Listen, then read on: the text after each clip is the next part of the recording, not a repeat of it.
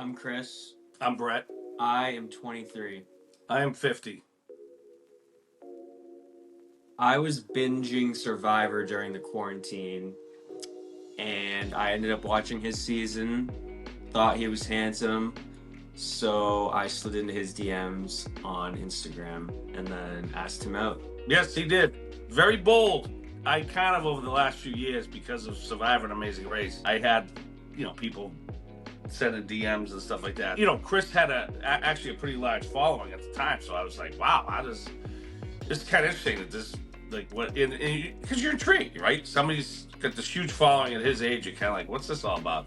So I started looking at his page and started watching some of his videos, and it kind of drew me to him. I was like, oh, this is kind of interesting. So we just started chatting. Basically just asked him out on a date right away. Yeah, he was pretty forward. I'd been in a long relationship with someone for many, many years, so I had been out for a couple of years. So I wasn't sure if I was ready for to jump in anything, but I also was kind of nervous about the age difference a little bit. So I was kind of dragging my feet.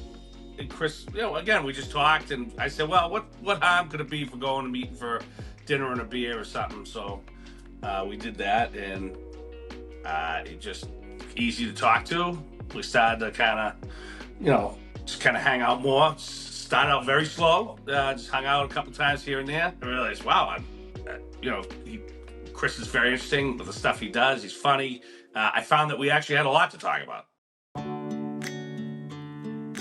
People do think he's my sugar daddy a lot of the time. Yeah, they still write comments and stuff like that, which I find hysterical. I just find it so funny that they'll make these that nobody meets us or knows us or spend any time with us, and they love to make these comments about who's paying for who and all this stuff, and it's laughable. Like I said, I'm not.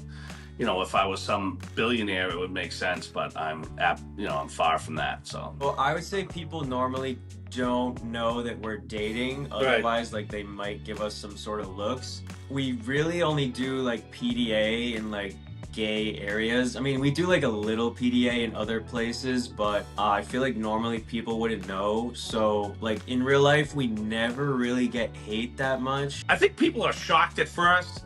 And then when they see the interaction and they see the chemistry, it kind of makes sense. There's so much about this relationship that's good, and there's so many good aspects of it, and we enjoy doing things together, and it's companionship in this. So it's like, well, what do I care what anyone thinks? That it just comes down to that.